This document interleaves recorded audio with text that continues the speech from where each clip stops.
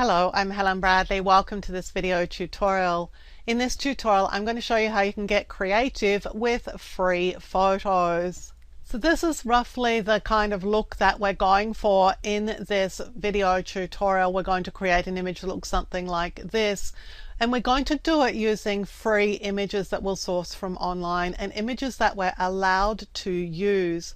The first place we're going to look is Morguefile. This is a storage location that you can download images from, but the deal is you have to do something with them. You can't redistribute them as they are, but you can incorporate them into your own art. So we're going to go and look for the Ferris wheel here. I've just called it a Ferris wheel even though it mightn't be called that. That's how I'm going to find the images here on Morguefile. Now the one I'm looking for is this one here. This was interesting to me because it's got not only the Ferris wheel, but there's a bit of interest also around the base of it. So once I'm in the Morguefile, I can just click to download the image. You want to have a look and see what the license is, of course, and that is that you're allowed to copy, distribute, and transmit the work and to adapt it. You don't have to attribute it, and you're prohibited from using this work in a standalone manner. In other words, you can't give it away as it is, but you can do anything you like practically with it. So I've downloaded that file. The other one I'm going to get is a texture, and I'm getting this from a Flickr user called Skeletal Mess. So I'm going to Flick River Photos, Skeletal Mess, and there is a set of images that this user has here. I'm actually going to his sets collection, and I believe it is in this Free Textures one, Free Textures Volume 1, and I would just scroll down to find the image that I want to use. There are hundreds of free textures on this site. He has a really good collection of textures, but the one that I want to use is this one here called Old Testament. So here what you would do is just click to open the image, and then you can download it. Click on the download link and you'll want it at the original size. So these are the two images that I've used. One from Skeletal Mess, who's a Flickr contributor, great textures. He's just an awesome photographer for textures. And the other is from this wonderful site Morguefile, where you'll find heaps and heaps of images that you can use in your own art. So once you've downloaded the photos, you're ready to open them in Photoshop and get started. So I'm back here in Photoshop with my two images open on the screen, the texture and the Ferris wheel. You may have your images as tabs, that's fine, it doesn't matter either way. The first thing I'm going to do with this image is to crop it, so I'm going to click on the crop tool, and I'm going to crop it to something a little bit more square. It won't be perfectly square, but it will be more square than it was. I'm just going to click OK. Now I'm also going to hit it with the lens correction tool because I would like it to be a little bit more circular, and since this is a piece of art, it doesn't really matter what I do to it. So I'm going to choose filter and then lens correction. And what I'm going to do is choose custom, and I'm going to use the vertical and horizontal perspective. Let's start with horizontal perspective and just roll this around a little bit. So it's a little bit wider than it was and a little bit more circular than it was. And now I can see if changing the vertical perspective will help as well. Well, you know, I think it will. I think I'm going to tip it over a bit more and just make it all round a little bit more exciting of an image. So I'll click OK. So I have the history tool here. Let's just see what we've done to the image. It looked like that, and now it looks like this. We're closer in towards it, and it's a little bit more of an exciting angle. Now I want to get this texture into this image, so I'm going to select the texture layer, and if I was working as I am with two loose images, I can just drag this background texture in on top of my image.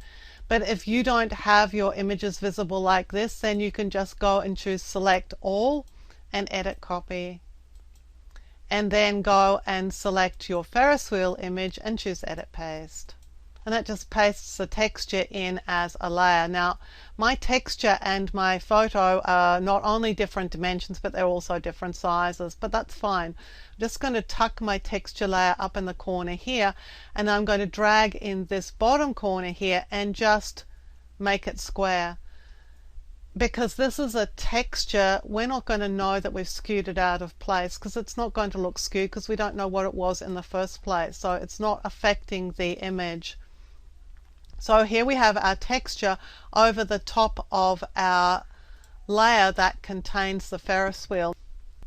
Now the next step is to blend these two layers together, and in the layers panel, if you're going to blend layers, you have to work on the topmost of these two layers. So I'm going to click the topmost layer, and I'm going to have a look at some of these blend modes. Now I know which one I'm looking for, but let's just look and see the kind of effect that you can get.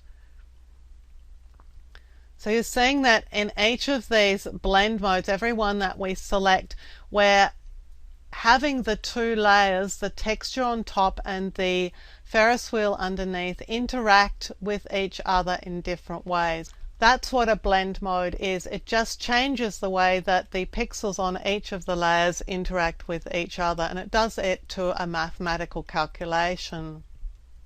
Now I came here looking for linear light. I really liked the intense look that that gave the image, so I'm actually going to leave it at linear light, but I'm going to drop down the opacity a little bit to somewhere around about 70%, because I thought it was just perhaps a little bit too much. So I'm going to take it down to 70% and then leave it there. Now I'm looking at this image and I'm a little bit concerned here in that I have a very white area. Let's just have a look at the original. As I'm just going to bring back in that original texture, which is this one here. You can see that we have a very light area here, but we've got darker areas here and here. And in actual fact, just flipping this image might help me. So I'm going to use that knowledge, and I'm going to make a duplicate of my texture layer. And I'm going to rotate it. So I'm just going to rotate the duplicate 180 degrees. So I'm effectively turning it around so that the darker area is now over here. And I'm just going to click to select that. But I've still got linear light as my blend mode, and I've still got my opacity at 69 or 70%. So I'm going to wind my opacity all the way up, and I'm going to look for a different blend mode. See here that we've got some darker pixels here, which is really going to help us, but now we have to find a blend mode that is going to use those darker pixels in on top of the effect that we already have. So I would again just run down these blend modes and just see what I get. I have a rough feeling about what I'm looking for, but I'll generally want to test each of these blend modes just to see if there are any surprises there for me. So I've decided as I ran down that the one I wanted is linear burn. So let's go to linear burn here, and now you can see that we've evened out here this white area. It's no longer apparent in the image, but of course what we've done at the same time is to darken everything else. So we may want to remove the darkening and just borrow the lighter area. We can do that with a mask. So with this top layer selected, I'm just going to click on the add layer mask icon. So that you can see this a bit more clearly, I'm just going to go to my panel options here, and let's make the icons or the layer thumbnails here a little bit bigger so you can see what I'm doing.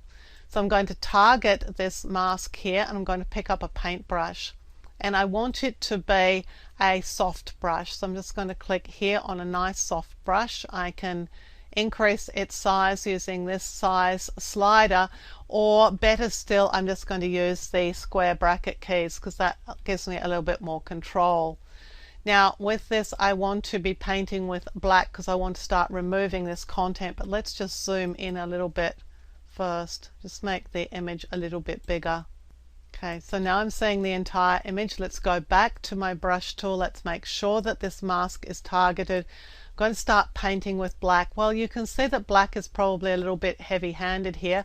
Let's go and get a slightly darker grey, not quite black, but a sort of dark grey.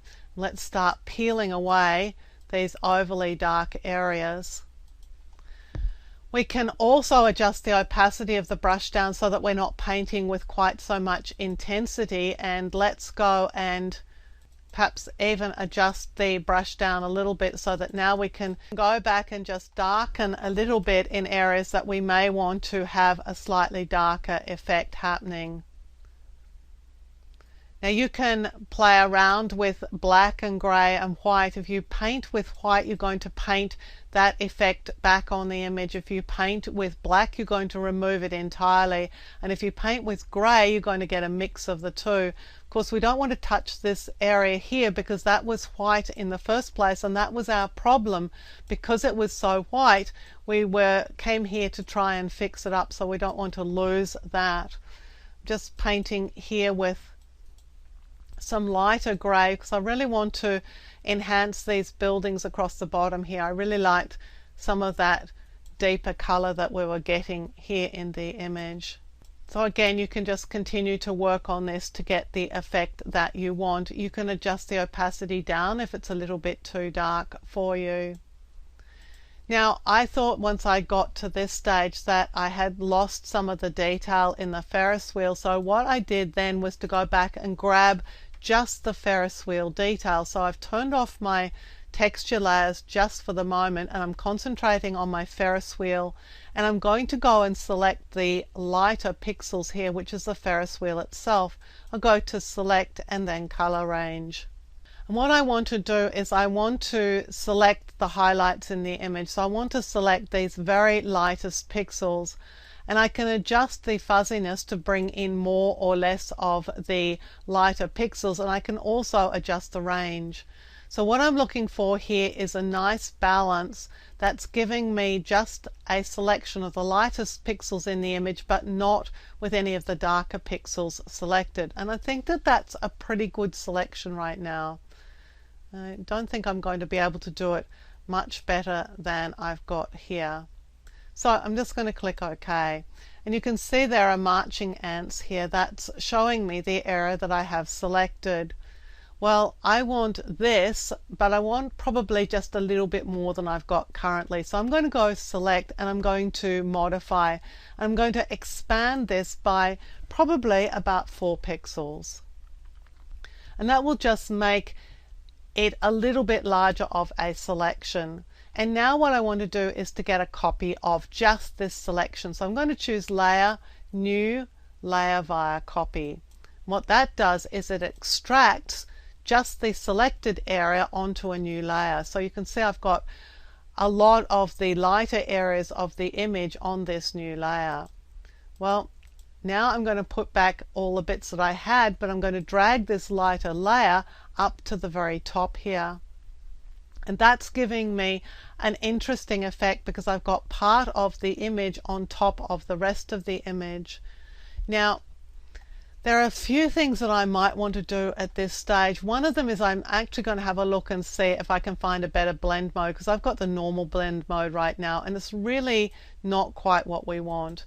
Let's go to Dissolve. Dissolve's seldom a blend mode that you'll use, but since we came here with a lighter area of the image, we probably want one of the lighter blend modes, either Lighten or Screen, Color Dodge, Linear Dodge, Lighter Color, something like that.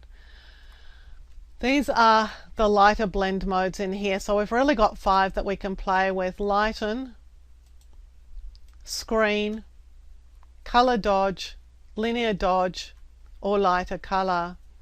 Now, these have got some things happening in behind them, but you know, if you don't like that, you could just drop the opacity down a little bit and that would make it less apparent. You're still getting some of the lighter color, but you're not getting it at full opacity. This is what we had originally, and this is what we've got with this lighter element extracted from the layer below. So I'm just going to play with this and see what I'm going to be able to achieve here. So I'm still on a 65% opacity. I've decreased the opacity slightly. I'm just going to look through these blend modes. Well, I think my most helpful blend modes here are Lighter Color and Lighten. And I think I'm going to go for Lighter Color. I'm pretty happy with that. What I'm not happy with is what's happening in the middle of the Ferris wheel here. You can see with it, that layer turned off, the Ferris wheel spokes are all black. When I turn it on, there's some sort of softness and some white splotches in here.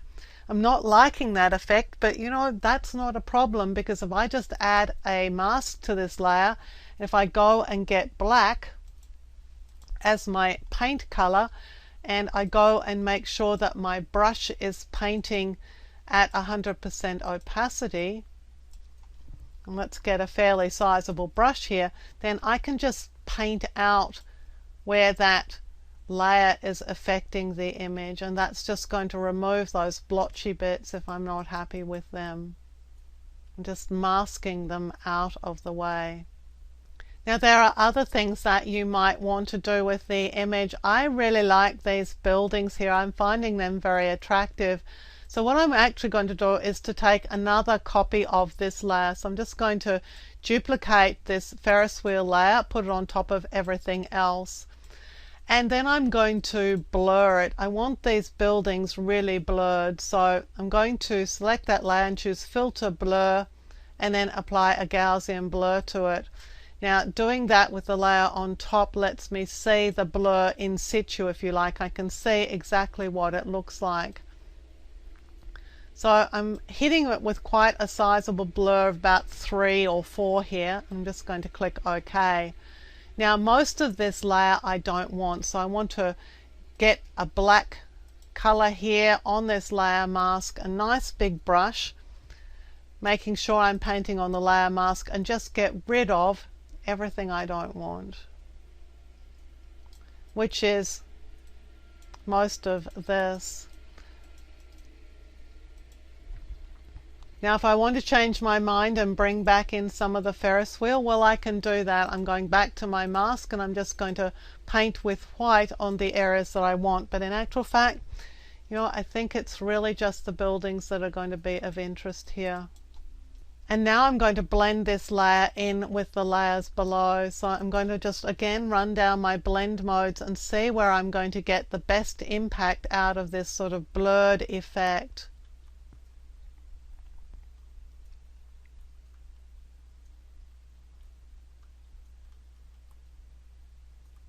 Remembering that if I see an effect that I like and if it's too intense, well, that's easily solved because we can change the opacity of that layer later on. So I'm thinking that one of the best results is up here. Having applied the hard light effect to this top layer, I'm looking at these slightly soft areas and just wondering if they could be even a little bit softer. Well, one of the ways that you can get sort of some additional softness, if you like, is just by moving this layer.